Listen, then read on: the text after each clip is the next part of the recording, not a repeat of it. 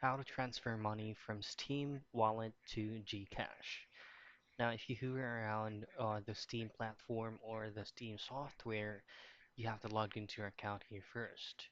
Now, if you go ahead and check these settings out one by one, you won't be able to find an instant or immediate option just for you to just uh, directing or transferring your funds from your Steam wallet directly to your Gcash account. But what you can do is to sell any skins that you have from CS2 or Valorant. So you just have to open up any preferred web browser that you want to use and just head directly to this website that is called skincashier.com.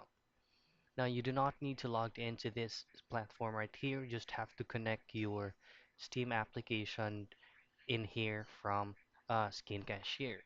And once you have sufficient funds that you have from Skin Cashier out of the skins that you have from your CS2 or Valorant account, you will now then be able to transfer that funds maybe to your PayPal, to Payeer, add cash, Bitcoin, or any available payment methods that this website is offering. And that's the only thing that you can do for you to be able to transfer your Steam wallet to your Gcash.